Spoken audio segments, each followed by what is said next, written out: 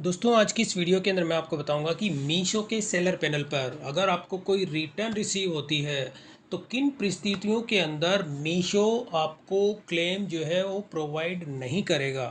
तो वो ऐसी कौन सी कंडीशन है और ऐसी कौन सी रिटर्न है जो रिटर्न आपको रिसीव होती है, उस टाइम आपको कौन कौन सी ऐसी बातें होती है जो कि आपको अपने माइंड में रखनी है या आपको थोड़ा सा उस चीज़ को आपको ध्यान में रखना है। अगर आप इन चीज़ों को अपने ध्यान में नहीं रखेंगे तो आपको मीशो की ओर से क्लेम नहीं दिया जाएगा। तो यहाँ पर मैंने अभी मीशो का सेलर पैनल ओपन किया हुआ है। इसके अंदर मैं आपको अपना रिटर्न दिखाता हूँ। यहाँ पे रिटर्न आरटीओ ऑर्डर्स, इस पर जब मैं क्लिक करता हूँ और यहाँ पर जो मेरी रिटर्न कंप्लीट हुई है तो उन कंप्लीट रिटर्न्स के अंदर एक यहाँ पे मैं आपको अपना ऑर्डर आईडी दिखा देता हूँ।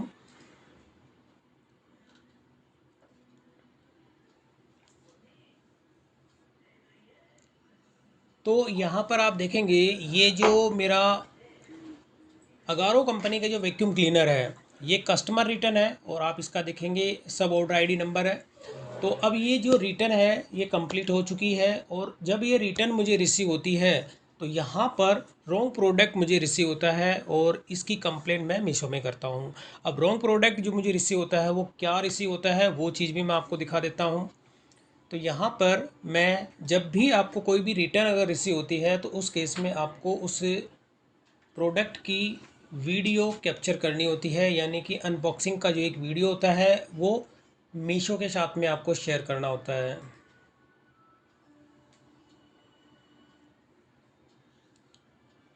तो यहाँ पर आप देखेंगे ये जो पार्सल था जो कि मुझे मीशो की ओर से जो है रिटर्न अगर रिसीव होती है तो ये पार्सल इस कंडीशन के अंदर मुझे रिसीव होता है यहाँ पर। और इसमें आप देखेंगे जो लेबलिंग जो लगी हुई है, यानी कि जो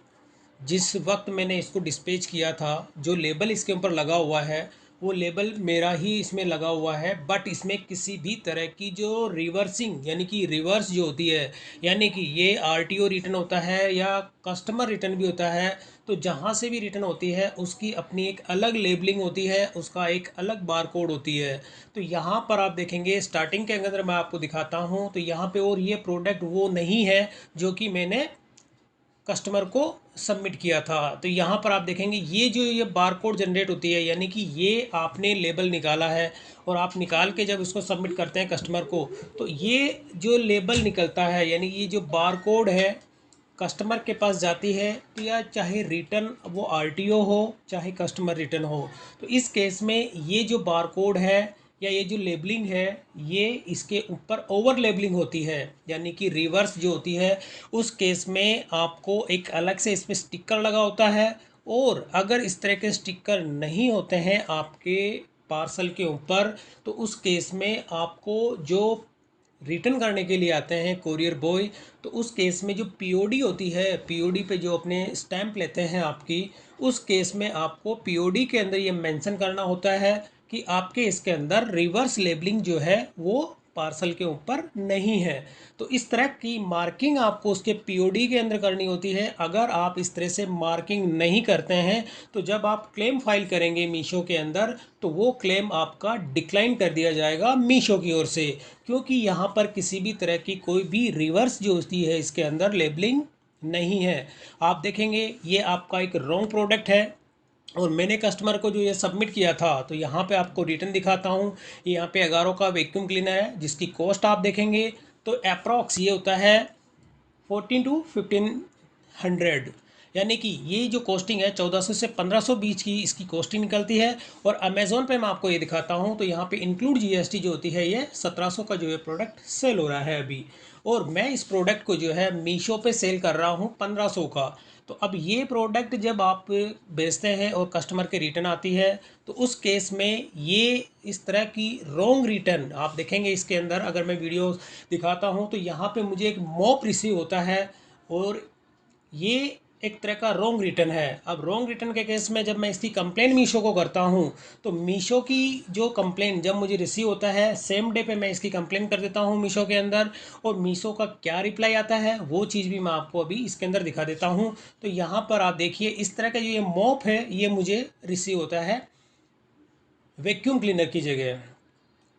तो अब इसकी कंप्लेन जब मैं मीशो पे करता हूँ तो मीशो के अंदर मैं आपको कंप्लेन सेक्शन यानी सपोर्ट दिखाता हूँ, और सपोर्ट के अंदर आप देखेंगे यहाँ पे यानी कि 23 जून को मैंने इसकी कंप्लेन की थी। ये मेरा केस आईडी है, और केस आईडी के अंदर आप देखेंगे कि आज की जो अपडेट है यहाँ पे ये देखिए कि ये इसके अंदर यहाँ पे पूरा का पूरा इसमें मीशो ने कहा है कि हमें इस चीज़ के लिए खेद है कि हम आपका ये क्लेम है इसको प्रोसेस नहीं कर पा रहे हैं। और इसकी वजह क्या है, यहाँ पे आप देखेंगे कि रिवर्स जो होती है इसके अंदर किसी भी तरह की कोई भी रिवर्स बिल इसके अंदर नहीं है। तो यहाँ पर ये देखिए इसके अंदर लिखा हुआ है, साफ साफ इन्होंने लिखा है कि आपने जो एविडेंसेस शेयर किए हैं उसके अंदर do not clearly show the reverse bill, यानी कि आपके अंदर इसके अंदर रिवर्स बिल जो कि एक मेन होता है, अगर किसी भी पैकेट के अंदर या पार्सल के अंदर रिवर्स बिलिंग या लेबलिंग नहीं होती है तो उस केस में आपको पैकेट एक्सेप्ट करने हैं। बट जो पीओडी होती है जिस पे कि स्टैम्प जो आपका डिलीवरी बॉय आता है वो लेता है, उस केस में आपको ये मेंशन करना है कि इसके अंदर आपको पैकेट या पार्सल के ऊपर रिवर्स लेबलिंग नहीं है। और अगर मैं इसको आपको व्यू दिखाता हूँ तो मेरी पूरी एक हफ्ते की इन्वेस्टिगेशन के बाद इस कंप्लेन जो होती है मैं करवाता हूँ 23 जून को, और मुझे जो रिप्लाई मिलता है 30 जून को। 30 जून के अंदर भी यही लिखा जाता है कि आपने जो है अपने एविडेंसेस शेयर किए हैं, यानी कि जो वीडियो आपने शेयर किए हैं उसके अंदर किसी भी तरह की कोई भी रिवर्स लेबलिंग नहीं है। तो जब मैं यहाँ पे वापस इसको रीओपन करता हूँ, रीओपन करने के बाद में मैं इसमें मेंशन करता हूँ कि भाई मैंने तो उसके अंदर वैक्यूम क्लीनर को जो है वो सबमिट किया था, और जिसकी कॉस्ट ही निकल के आ जाती है 1500 रुपये, और मुझे जो रिसीव होता है वो मॉप रिसीव होता है। अब उसी के बाद मीशो इसकी भी वापस इन्वेस्टिगेशन करती है, और इन्वेस्टिगेशन करने के बाद सेम जो पहले मुझे इसका रिप्लाई मिला था वही रिप्लाई इसके अंदर दिया जाता है और मेरी कंप्लेंट को क्लोज कर दी जाती है। तो इसके अंदर भी वही है कि जो क्लेम इसमें कि प्रोसेस नहीं किया जा रहा है क्योंकि किसी भी तरह की कोई भी इसके अंदर रिवर्स लेबलिंग नहीं है। तो इस तरह की कोई भी रिटर्न अगर आपको मीशो की ओर से रिसीव होती है तो दोस्तों आप इसके अंदर जो भी आपका पार्सल होता है या पैकेट होता है उसके अंदर रिवर्स लेबलिंग की स्टिकर या लेबल आप उसके अंदर ज़रूर चेक करें। अगर इस तरह की कोई भी रिवर्स लेबलिंग नहीं होती है या किसी भी तरह की कोई भी उसके अंदर आपको लगता है कि आपने जो इनवॉइस प्रिंट किया है या आपने जो बारकोड निकाली है सेम वही बारकोड अगर आपके पैकेट या पार्सल के ऊपर लेबलिंग की जाती है उसकी, और उसके ऊपर किसी भी तरह की ओवरलैपिंग या अदर कोई स्टिकर नहीं है, तो उस केस में आपको पीओडी पे ज़रूर ये चीज़ मेंशन करनी है, तभी आपका क्लेम मीशो की ओर से पास किया जाएगा। अदरवाइज इसमें आपको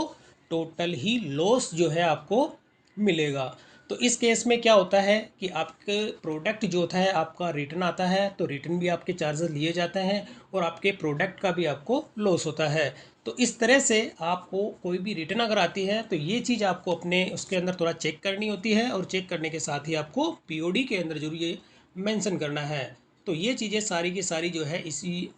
मीशो की जो इंटरनल टीम होती है वो वेरीफाई करती है, और वेरीफाई करने के बाद ही आपको जो है इसका क्लेम दिया जाता है। तो अभी ये जो प्रोडक्ट है इसके अंदर मुझे मीशो ने क्लेम नहीं दिया है। 3 बार मैं इस कंप्लेन को अपनी को रीओपन कर चुका हूं और अब इसमें रीओपन का ऑप्शन भी नहीं है। केवल आप देखेंगे इसके अंदर एक फीडबैक शेयर करना होता है, और इसके अंदर अगर मल्टीपल टाइम्स जो होती है आप अपने किसी भी टिकट आईडी को 2 बार अपन ओपन कर सकते हैं, 3 बार मीशो उसको ऑप्शन नहीं देता है। तो इस तरह की रिटर्न अगर आपको रिसीव होती है तो दोस्तों आप उसको पहले से चेक करें, और चेक करने के साथ ही पीओडी के अंदर ये जरूर मेंशन करें ताकि आपको मीशो की ओर से क्लेम प्रोवाइड कर दिया जाए। तो दोस्तों अगर वीडियो पसंद आए तो इसे लाइक और शेयर जरूर करें, और मेरे चैनल को सब्सक्राइब करना ना भूलें।